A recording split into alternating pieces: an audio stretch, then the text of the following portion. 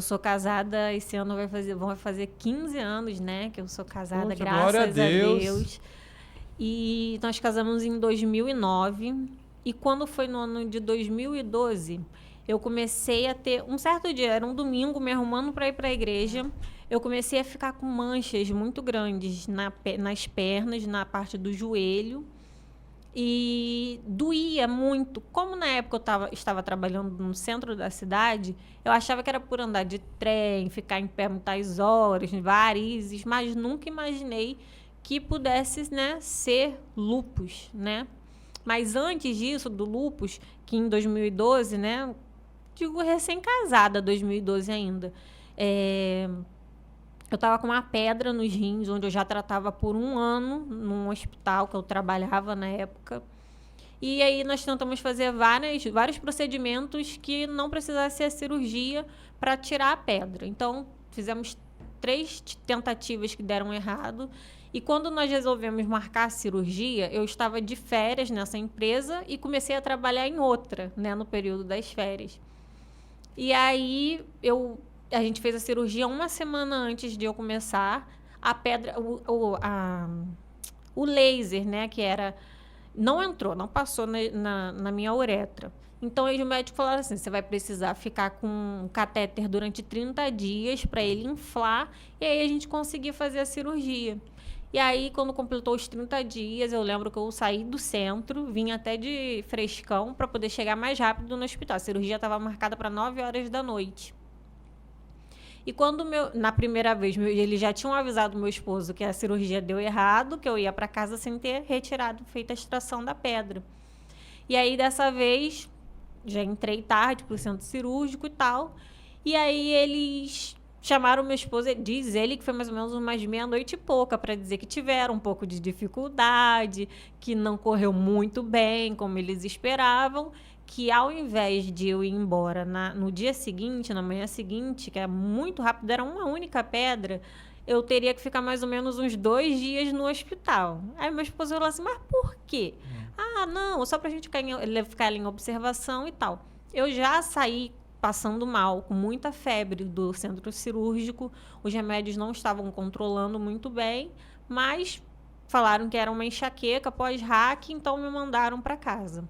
Uma semana depois, acho que foi uma semana que era só o repouso, fui trabalhar lá no centro.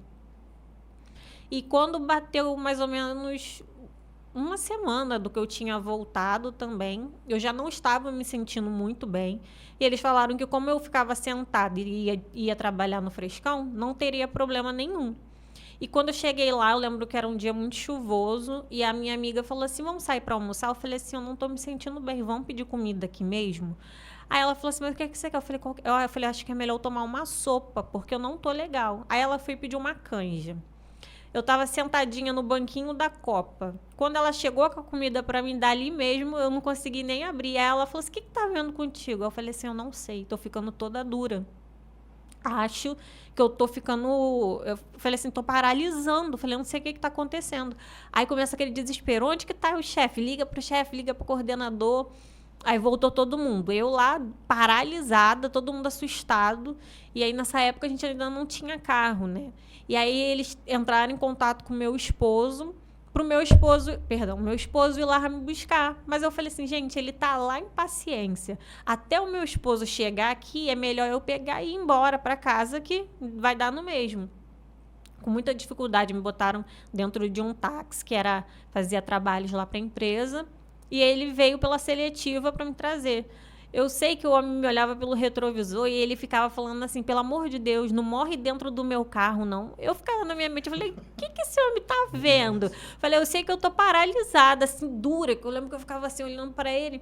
Falei assim, mas o que esse homem vê tanto para ficar falando? E era o tempo todo, ele com os olhos regalados, eu falei, gente, eu tô desesperada. Aí ele me deixou em casa e o médico disse que não estaria lá, né, no dia, que ele só ia estar na manhã seguinte. Então, eu fiquei em casa daquele estado que eu tava lá toda dura. E de manhã cedinho, nós já pegamos um táxi e fomos pro hospital. Aí me internaram, fizeram vários exames, descartaram todas as doenças possíveis que você pode imaginar. E aí, depois de uma semana, eu sei que umas meninas lá da igreja foram me visitar durante a semana e elas disseram que elas combinaram assim, vamos entrar, ninguém mostra reação nenhuma, vamos, né, mostrar que a gente vê que a menina tá bem. Quando abriu a porta, eu lembro que a minha amiga olhou pra mim, ela chorava sem parar, eu falei, agora que eu tô morrendo mesmo. Eu falei, a menina nem entrou, já tá chorando. E eu lembro que minha mãe levou, eu pedi um espelho, quando minha mãe mostrou, eu já não tinha cor, eu tava cinza já. Eu realmente estava desfalecendo. E aí eles me liberaram, falaram que não tinha o que fazer. E eu estava com vários antibióticos, né? Tomando vários antibióticos. Durante a semana, aquela rigidez foi melhorando por causa da quantidade de remédios. Então eles falaram, vai para casa, se trata com um neurologista, né? Para ver o que é essa dor de cabeça. Chegaram à conclusão que era apenas uma RAC mesmo, né? Uma cefaleia pós-RAC. E fui para casa. Quando chegamos em casa, eu lembro que nós chegamos umas 4 horas, a minha tia estava no portão esperando. Eu lembro dessa cena, minha tia entrando, me vendo, indo embora. Quando eu fui para, eu estava na minha mãe, quando eu fui para minha casa, meu esposo já chegou, ele olhou para mim, eu falei assim, ele, o que foi? Falei, tô paralisando de novo. Ele, como assim? Falei, não consigo me mexer, do jeito que eu estava sentada na cama, encostada, eu fiquei. Ele falou assim, vamos pro hospital agora. Eu falei assim, não, vai melhorar, vamos esperar até amanhã. Só que não melhorava. Ele falou assim, deita para dormir. Aí eu ficava assim, dura, assim, ele tentava, falei, pelo amor de Deus, me deixa do jeito que eu tô. Eu passei a noite sentada, sem mexer, sem fazer nada. E aí, quando chegou de manhã, ele falou assim, pediu meu pai, né? Falou assim, vamos levar ela para o hospital. Mas a ideia de início era chamar uma ambulância. Eu falei assim, pelo amor de Deus, eu não aguento ouvir nem a sua voz. Falei, parece que minha cabeça vai explodir. Eu falei, a ambulância vai me matar com barulho. Eu falei, não faz isso não. Aí ele falou assim, então vou pedir seu pai ajuda. Aí minha mãe veio para me arrumar, né? Para eu poder ir. Eu lembro que com muita dificuldade eu tomei banho sentada, minha mãe tentando ajeitar meu cabelo. E aí eles me botaram dentro do carro. E eu falei assim, eu quero voltar lá para nós. Perdão, vou voltar lá pro hospital aonde eu operei. Aí ele falou assim, não, você ficou lá uma semana e não falaram que você não tem nada, a gente vai para outro hospital.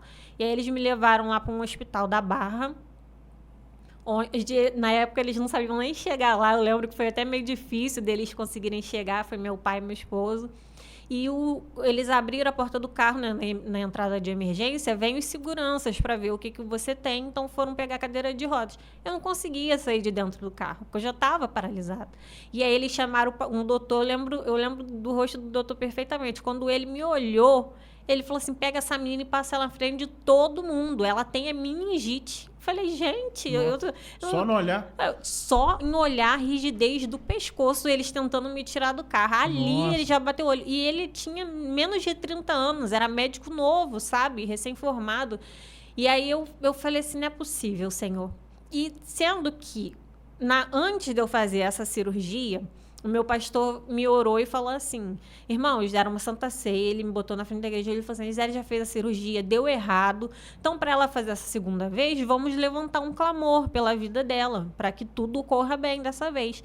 E nós temos uma profeta lá na igreja, que Deus a usa muito, pastora Nilza. Ela veio, Deus usou ela veio na minha direção, colocou a mão na minha coluna, e falou assim, aí falando lá, né, Deus usando, e falou assim, filha minha, eis que eu te digo que você vai passar por um vento muito forte. Você não vai entender de início, mas tudo isso é propósito meu na tua vida.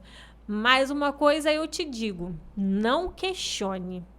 Momento algum, quando você escutar, você não vai questionar. Você vai dizer que eu sou o médico dos médicos na sua vida. Você não vai entender. Lá, aquele lugar onde você está preocupada, que era o hospital, o novo trabalho, demore o tempo que for, a tua vaga vai ficar guardada. Mas lembre-se, não pode questionar o meu nome. Olha, eu imaginei tudo. Eu falei, trabalho, eu vou ser mandada embora, né?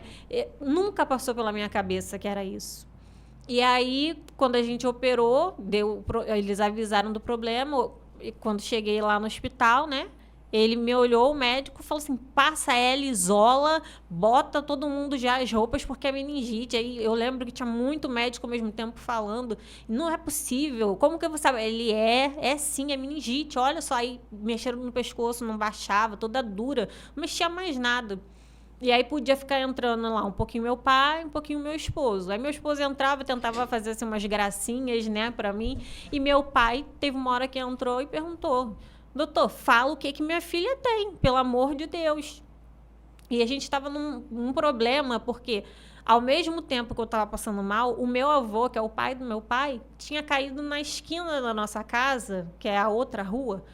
Ele andava com aquelas bicicletas de ferro bem antigas, sabe, que o pessoal tinha. Ele caiu, meu avô era muito magrinho, e a bicicleta caiu por cima, então ele quebrou o fêmur. Minha mãe com meu tio foi para o hospital levar, né? Então, quer dizer, já estava com a preocupação na cabeça com meu avô. E foi meu pai e meu esposo me levar lá para o outro hospital. E aí, quando meu pai falou, pelo amor de Deus, doutor, fala o que minha filha tem. E aí o doutor falou, sua filha tem meningite. Ela já tá morrendo. Para ela é só um milagre agora. E eu lembro que acho que meu pai deu assim aquela chorada, sabe, disfarçada para ali eu não ver, e as lágrimas só desciam, porque eu tava de máscara, aí uma moça botou a mão na minha cabeça e falou assim, fica tranquila, meu sobrinho teve meningite viral, a sua vai ser viral também, não vai passar. Só que, pouco tempo antes, o filho da Isla tinha tido meningite viral. Aí eu falei, o menino morreu de meningite viral. Falei, não era nem o pior tipo. Eu falei, Senhor, se for... Só que nessa, quando eu falei, comecei a pensar, veio a palavra da pastora direitinho. Não questione, apenas declare que eu sou médico dos médicos. E aí eu fechei o olho, eu falei, Senhor, eu sei que tu é que conhece o profundo do coração do homem e o pensamento. Falei, nessa hora eu digo que o Senhor é o médico dos médicos sobre a minha vida. Então age em meu favor. E ali eles me isolaram, veio a equipe para fazer o teste do líquor, né? E sairia dentro de 2 horas, mais ou menos. Aí testou para meningite bacteriana. Só que lá eles já começaram a me dar remédio para meningite bacteriana e viral. Os dois. Eles vão dar logo tudo que tiver que dar de remédio para a gente tentar combater e reverter esse quadro. Aí fiquei no CTI, né? Eu era a paciente mais grave lá do hospital e mais nova. E estava lá ligada nos aparelhos, né? Estava tomando injeção na barriga, comecei a tomar injeção na barriga por causa de trombose, não conseguia me movimentar. Nos primeiros dias, nada fazia efeito. Remédio não fazia efeito. Tudo que eles tentavam dava contra. E aí eles fizeram o exame, né? Que realmente deu a meningite bacteriana.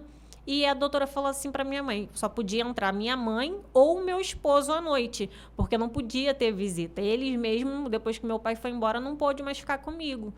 Então, eu lembro da minha mãe sempre com a roupinha, e meu esposo, quando entrava, né, tudo eu isolada, eu falei, meu Deus, eles não podem nem tocar em mim. Eu falei, que situação é essa? Eu falei, mas Senhor, se o Senhor disse para não questionar, eu não vou questionar. E aí eu ficava vendo minha mãe tentando se manter de forte, minha mãe é muito chorona, minha mãe tentando se manter sempre de forte ali na minha frente, eu só ficava com o olhinho olhando a reação deles, assim, né? Ouvi o médico vir falar que não estava dando resultado e tal, e a infectologista veio no 4º dia e falou assim, olha... Falou pra minha mãe, não tá dando certo. Ela tá morrendo e o remédio não faz efeito. A gente vai tentar dar agora pela veia da jugular e pela coluna diretamente. A gente vai tentar outros métodos para ver se mais rápido faz efeito. E aí a infectologista falou assim, eu vou lá e vou preparar tudo para ela poder tomar o remédio. Minha mãe ajoelhou do meu lado, segurou minha mão e minha mãe falou, Deus, tu és aquele que falou que é o médico dos médicos sobre a vida da minha filha. O Senhor falou lá na igreja, ela é a filha que o Senhor me deu prometida, que te adora. Então, Deus, age na vida da minha filha agora. E eu, com o olho fechado e chorando e falando com Deus. Eu falei, Senhor, tu é o médico dos médicos, é o médico dos médicos, age, age, age. E quando eu não... Irmãos, foi uma coisa que eu senti no meu corpo tão grande que eu comecei a sentir tudo voltar a mexer, os ossos, os órgãos. Foi uma coisa assim que estava dura e foi voltando à normalidade.